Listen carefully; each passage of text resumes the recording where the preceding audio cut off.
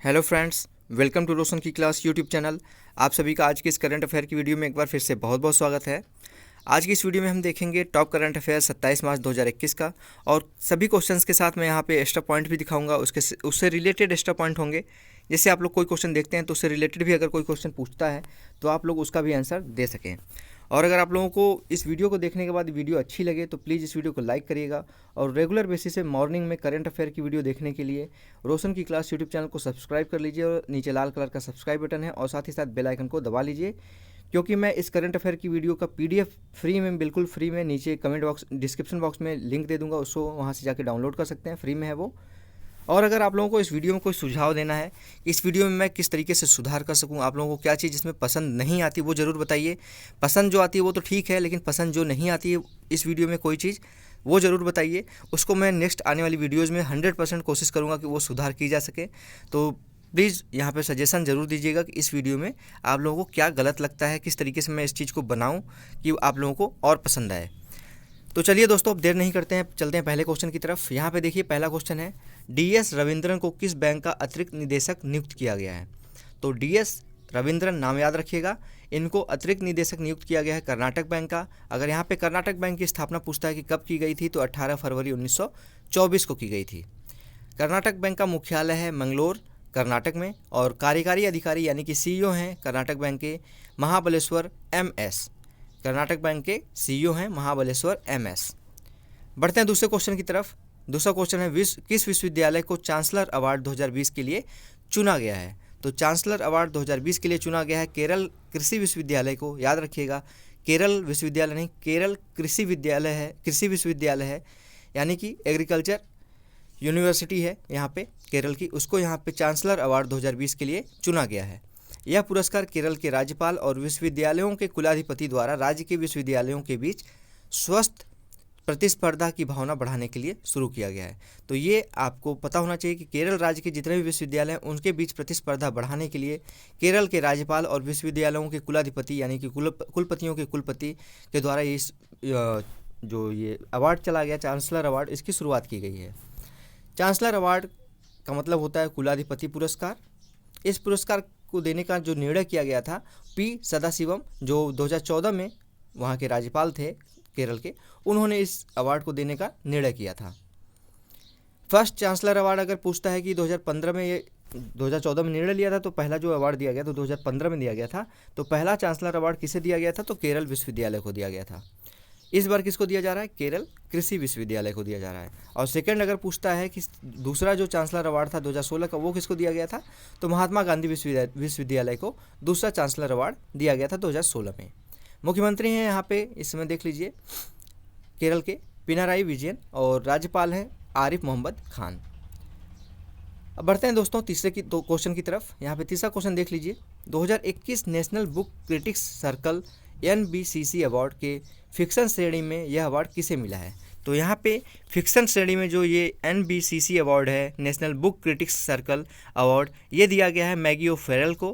किसके लिए दिया गया है, किस बुक के लिए दिया गया है, ये दिया गया है हेमनेट के लिए। NBCC अवार्ड 6 श्रेणियों में दिए जाते हैं। यहाँ पे 6 श्रेणियाँ देख लेते हैं। ये जो फिक्शन का था ये एक श्रेणी है। फिक्शन श्रेणी में दिया जाता है, नॉन फिक्शन में दिया जाता है, बायोग्राफी में दिया जाता है, ऑटोबायोग्राफी में दिया जाता है, पोएट्री में दिया जाता है, और क्रिटिसिज्म में दिया जाता है। तो ये 6 श्रेणियाँ हैं जिसमें national book critics circle award दिया जाता है, NBCC अवार्ड। इसका फुल फॉर्म देख लीजिएगा, नेशनल बुक क्रिटिक्स सर्कल। इस अवार्ड की स्थापना कब की गई थी, यानी ये अवार्ड देना कब से शुरू किया गया था, 1974 से। अगर यहाँ पे जो 6 श्रेणियाँ हैं उनमें से एक श्रेणी मैंने दिखा दी फिक्शन, बाकी श्रेणियों में किसको किसको मिला है वो भी देख लेते हैं। नॉन फिक्शन श्रेणी में मिला है टॉम जोलिनर को, और इनको किसके लिए दिया गया है, आइलैंड ऑफ फायर के लिए, आइलैंड ऑन फायर बुक के लिए इनको दिया गया है नॉन फिक्शन में। बायोग्राफी श्रेणी में दिया गया है एमी स्टैनली को दिया गया है, एमी स्टैनली को किसके लिए दिया गया है, स्ट्रेंजर इन द सोगन सिटी। नेक्स्ट है आपका बायोग्राफी में, ऑटोबायोग्राफी में किसको दिया गया है, ऑटोबायोग्राफी में दिया गया है कैथी पार्क हॉन्ग को, कैथी पार्क हॉन्ग को दिया गया है ऑटोबायोग्राफी में। किसके लिए, किस बुक के लिए, माइनर फीलिंग्स के लिए। पोएट्री में दिया गया है यहाँ पे विक्टोरिया चैंग को दिया गया है ओबिट के लिए। और क्रिटिसिज्म में दिया गया है ये जो अवार्ड, क्रिटिसिज्म का अवार्ड दिया गया है निकोल फ्लिटवुड को दिया गया है मेकिंग टाइम के लिए। तो ये चीज़ ध्यान से देख लीजिएगा, इस पीडीएफ को ध्यान से डाउनलोड कर लीजिएगा और इसको ध्यान से एक बार रीड कर लीजिएगा कि हाँ किसको किसको किस चीज़ श्रेणी में अवार्ड दिया गया है। चौथा क्वेश्चन है, केंद्र सरकार ने कब से 45 वर्ष से अधिक उम्र के सभी लोगों के लिए कोविड-19 के टीकाकरण योजना की घोषणा की थी। तो यहाँ पे जो 45 वर्ष के लोग हैं उनको कोविड-19 की यहाँ पे टीकाकरण किया जाएगा। कब से किया जाएगा? ये आपका 1 अप्रैल 2021 से किया जाएगा। देश के यहाँ पे अगर क्वेश्चन पूछता है कि अभी जो कोविड-19 के जो केसेस बढ़ रहे हैं वो कहाँ से बढ़ रहे हैं सबसे ज़्यादा, तो देश के 6 राज्य हैं जहाँ से कोविड-19 के केसेस सबसे ज़्यादा बढ़ रहे हैं। महाराष्ट्र, पंजाब, कर्नाटक, गुजरात, छत्तीसगढ़ और तमिलनाडु से। लगभग 81% नए जो मामले आ रहे हैं इन 6 राज्यों से आ रहे हैं। उसमें महाराष्ट्र नंबर 1 पे है, उसके बाद पंजाब, कर्नाटक, गुजरात, छत्तीसगढ़ और तमिलनाडु हैं। इससे रिलेटेड देख लेते हैं यहाँ पे एक्स्ट्रा पॉइंट्स भी। सरकार ने कोविशील्ड के लिए खुराक अंतराल को 28 दिन से यानी कि 4 हफ्ते से बढ़ा के 8 हफ्ते सप्ताह कर दिया है। 4 हफ्ते 28 दिन था और अब इसको बढ़ा के जो डोज दी जाती है, पहली डोज देने के बाद दूसरी डोज देने का जो अंतराल था वो 28 यानी कि 4 सप्ताह से बढ़ा के 8 सप्ताह कर दिया है। BNT-162 वैक्सीन है जो संयुक्त रूप से कोविड-19 के लिए जर्मनी की बायोएनटेक और अमेरिका की फाइजर द्वारा विकसित की गई है। BNT-162 किसके किसके द्वारा अगर पूछ लेता है कि विकसित की गई है, तो जर्मनी की फार्मास्यूटिकल कंपनी है बायोएनटेक और अमेरिका की कंपनी है फाइजर। इन दोनों के सहयोग से ये संयुक्त रूप से कोविड-19 वैक्सीन तैयार की गई है। हाल ही में जारी की गई अंतर्राष्ट्रीय बौद्धिक संपदा सूचकांक में भारत ने कौन सा स्थान प्राप्त किया? तो यहाँ पे बौद्धिक संपदा सूचकांक में भारत को 40वां स्थान मिला है। 40 पोजीशन पे रहा है बौद्धिक यहाँ पे संपदा सूचकांक में। अंतर्राष्ट्रीय बौद्धिक संपदा सूचकांक में 40वें नंबर पे भारत रहा है। US चैम्बर ऑफ कॉमर्स का global innovation policy centre GIPC global innovation policy centre index 53 वैश्विक अर्थव्यवस्थाओं में बौद्धिक संपदा अधिकारों का मूल्यांकन करता है। इसका ये 9वां संस्करण था। कुल देश टोटल 53 थे जिसमें भारत 40वें नंबर पे है। पहले नंबर पे है अमेरिका, दूसरे नंबर पे है UK, तीसरे नंबर पे है जर्मनी, चौथे नंबर पे है फ्रांस और 5वें नंबर पे है जापान। भारत की अलग अलग चीज़ों में अभी रैंकिंग जो जारी हुई इसको भी देख लेते हैं। भारत की रैंक अन्य सूचकांकों में 56वें नंबर पे रहा है ग्लोबल होम प्राइस इंडेक्स। अभी आपको 2-3 दिन पहले की ये न्यूज़ है, इसको मैं बता देता हूँ। 56 नंबर पे रहा है ग्लोबल होम प्राइस इंडेक्स में। यहाँ पे सबसे खतरनाक सड़कों की रैंकिंग में चौथे नंबर पे रहा है। आर्थिक स्वतंत्रता सूचकांक में 121वें नंबर पे रहा है। शक्तिशाली सैन्य बल सूचकांक में चौथे नंबर पे रहा है। तो 2 पोजीशन है इसमें, चौथे नंबर पे है, एक 56 पे है, एक आपका 40वें पे जो आज आपको दिखाया गया है क्वेश्चन में, और एक 121 पे है। इसको देख लीजिएगा, ग्लोबल होम प्राइस इंडेक्स और सबसे खतरनाक सड़कों की रैंकिंग, आर्थिक स्वतंत्रता सूचकांक और शक्तिशाली सैन्य बल सूचकांक, जो कि अभी हाल ही में सारी चीज़ें जारी हुई हैं। तो इसको आप एक बार रीड जरूर कर लीजिएगा, रैंकिंग जरूर पूछता है एग्जाम में।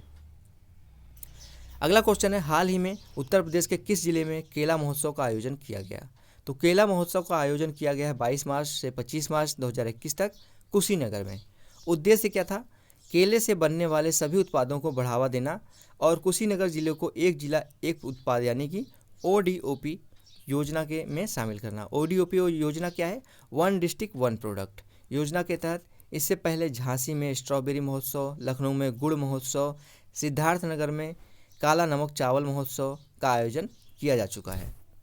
तो अगर यूपी से रिलेटेड अगर क्वेश्चन देखना चाहते हैं तो यहाँ पे ज़रूर देखिए, इन सब चीज़ों को ज़रूर ध्यान से देख लीजिएगा क्योंकि यहाँ पे क्वेश्चन इन सबसे बनता है।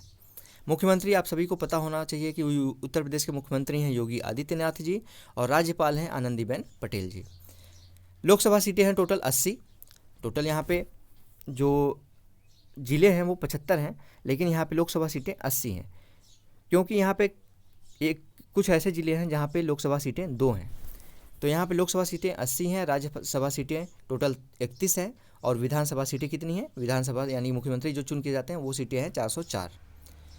नेक्स्ट क्वेश्चन है आपका 7वें नंबर का क्वेश्चन है, न्यूजीलैंड ने अभी हाल में एक नया कानून पारित किया है। इस नए कानून का क्या नाम है?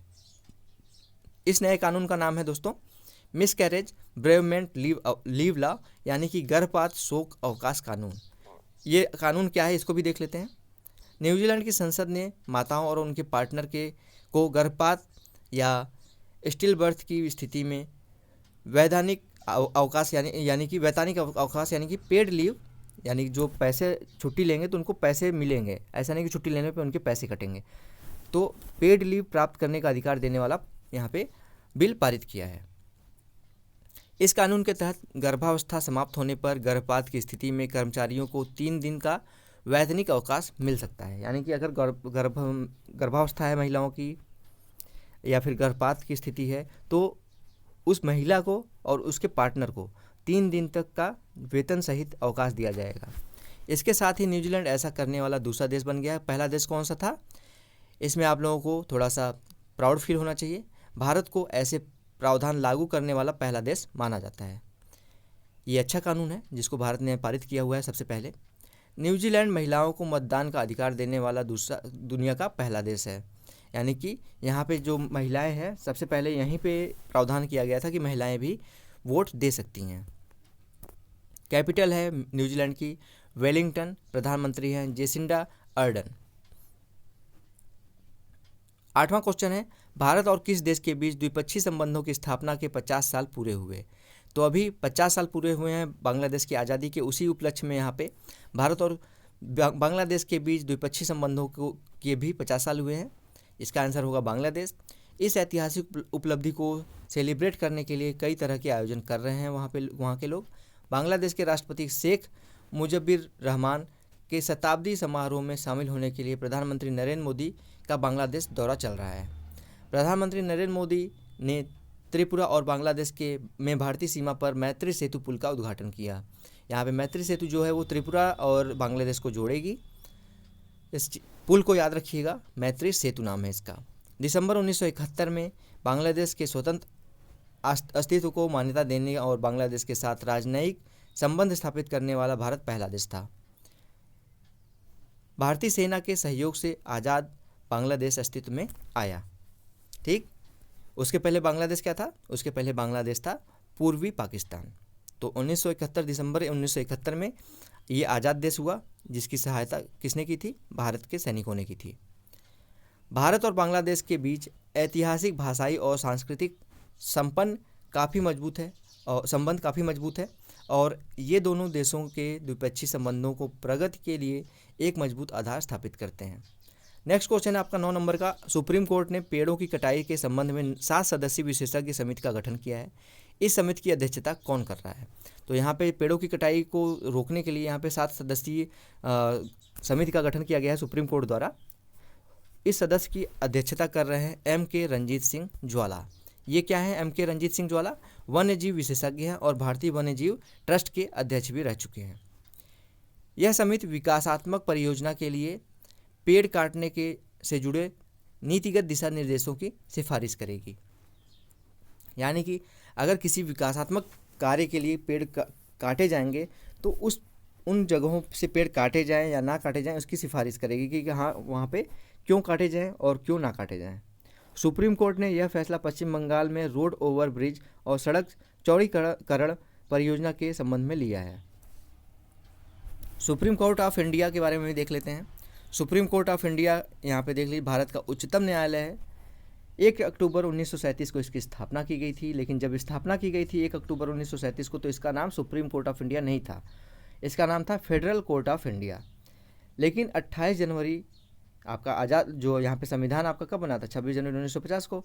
तो 28 जनवरी 1950 को सुप्रीम कोर्ट ऑफ इंडिया का यहाँ पे फेडरल बैंक जो कोर्ट ऑफ इंडिया था उसका नाम बदल के सुप्रीम कोर्ट ऑफ इंडिया रख दिया गया। यानी कि भारत का उच्चतम न्यायालय यहाँ पे उसका नाम रखा गया। मुख्य न्यायाधीश हैं चीफ जस्टिस ऑफ इंडिया यानी कि CJI हैं शरद अरविंद बोबड़े। ये याद रखिएगा कि ये नेक्स्ट मंथ रिटायर होने वाले हैं। तो कौन यहाँ पे नया मुख्य न्यायाधीश बनेगा इसके बारे में भी आप ध्यान दीजिएगा। इसको आप कमेंट करके बताइएगा कि इनकी जगह पे किसकी सिफारिश की गई है। आपका अगला क्वेश्चन है IEPFA मोबाइल ऐप किस मंत्रालय की पहल है? तो IEPFA आपका मोबाइल ऐप है। ये आपको पता होना चाहिए कि कॉरपोरेट मामलों के मंत्रालय के द्वारा इसकी पहल की गई है। इस मोबाइल ऐप की पहल की गई है। केंद्रीय वित्त मंत्री निर्मला सीतारमण ने सेंट्रल स्क्रूटनी सेंटर